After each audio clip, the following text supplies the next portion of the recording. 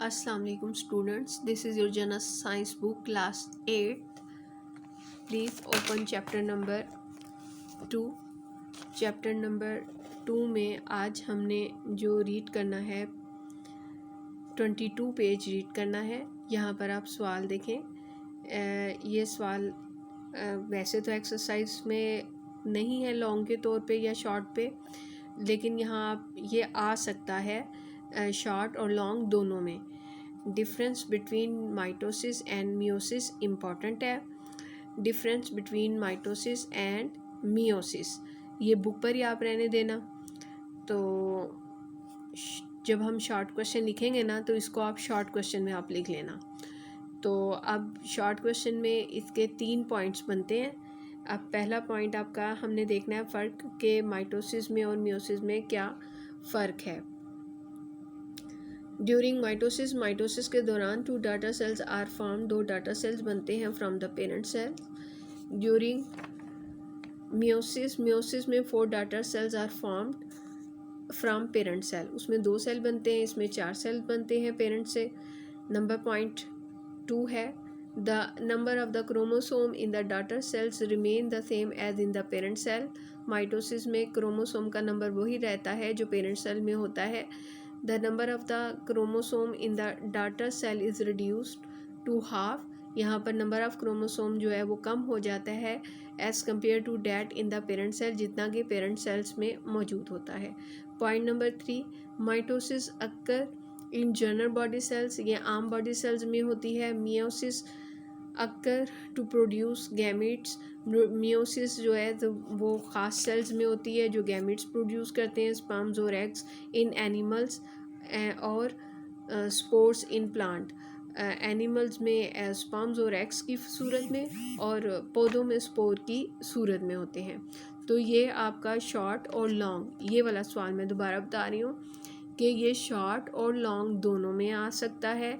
Exercise में long में ये मौजूद नहीं है, लेकिन कोई भी अगर पेपर बनाए तो इस सवाल की बहुत ज़्यादा अफादियत होती है और वो डाल सकता है। तो इसलिए मैंने ये आपने याद करना है, ये शॉर्ट में भी आ सकता है, ये लॉन्ग में भी आ सकता है। अब हम अपने नेक्स्ट टॉपिक की तरफ आ जाते हैं। हेरिडिटी मतलब तवारस, यानी एक खसूसियात का एक नस्ल से दूसरी नस्ल में मुंतकिल होना जो है वो हेरिडिटी कहलाता है। ड्यूरिंग रिप्रोडक्शन, जब रिप्रोडक्शन होती है, living things pass on their characteristic to their offspring, के जब रिप्रोडक्शन होती है, रिप्रोडक्शन मतलब कि जब नस्ल ने आगे बढ़ना होता है तो माँ बाप के जो करैक्टर्स होते हैं वो उनके ऑफ सफरिंग यानी उनके बच्चों में मुंतकिल होते हैं। This is a reason that babies look like there parent, यही वजह है कि जो बेबीज़ होते हैं वो अपने माँ बाप से मिलते जुलते होते हैं। प्लांट्स ग्रो फ्रॉम सीड्स, पौधे जो हैं वो सीड से बनते हैं। From seed resemble their parents plant, और जो पौधे सीड से बनते हैं, बीज से बनते हैं, वो भी पौधे जो हैं अपने, जैसे अगर आम का पौधा लगाया है तो आम की गुठली को आपने दबा दिया, आम की गुठली से जो है नया पौधा बना, नए पौधे ने बढ़ते बढ़ते बढ़ते बढ़ते जो है ना एक पूरा दरख्त बन जाना है। तो ये आम ही का दरख्त होगा ना, किसी और का दरख्त तो नहीं होगा। तो आम की गुठली से आम का ही हुआ। तो इसी तरह पेरेंट्स के जो बच्चे होते हैं पेरेंट्स ही की तरह होते हैं। The transmission of characteristic from parents two of suffering is called heredity. अब ट्रांसमिशन होता है मुंतकिल होना, खसूसियात का मुंतकिल होना पेरेंट्स से ऑफ सफरिंग में, इसको हम क्या कहते हैं, हेरिडिटी कहते हैं। क्या कहते हैं, हेरिडिटी। यहाँ पर अब एक सवाल आप नोट कर लें, डिफ़ाइन हेरिडिटी। क्या सवाल है, डिफ़ाइन हेरिडिटी, शॉर्ट क्वेश्चन है। शॉर्ट क्वेश्चन अभी कॉपी पर नहीं लिखने, मैंने आपसे कहा था कि हाइलाइटर ले लें और मार्क कर, आपने हाइलाइटर मार्क करना है जहाँ जहाँ आपका शॉर्ट क्वेश्चन आएगा, मैंने आपको मार्क करवाने हैं। पहले हम लॉन्ग सवाल मुकम्मल करेंगे और उसके बाद जो है ना फिर हम एंड पर जो है ना वो शॉर्ट शुरू कर लेंगे। तो आपने the transmission of the characteristic from parents two of suffering is called heredity.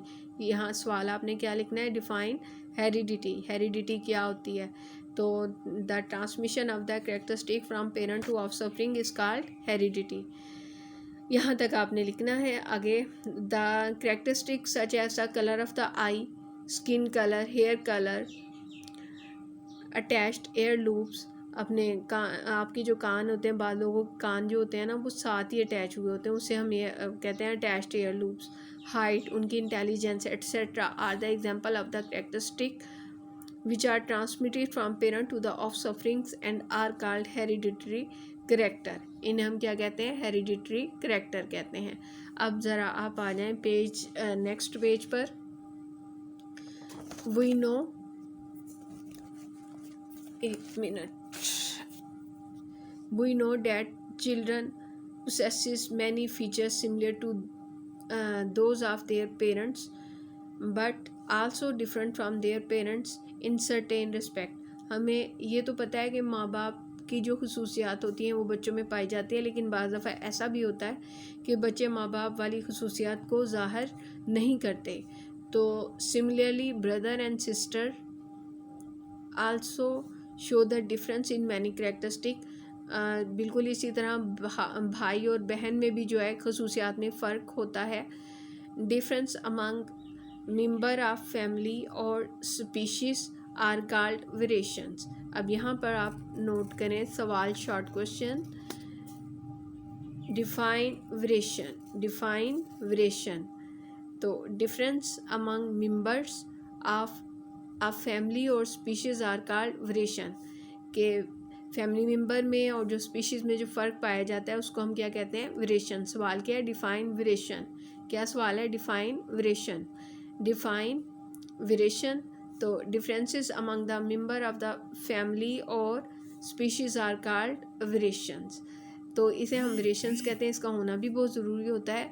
Beneficial variations help organism to adopt life successfully their environment, कि ये जो वेरिएशंस होती हैं ये हमें एनवायरनमेंट में सक्सेसफुली रहने के काबिल बनाती हैं।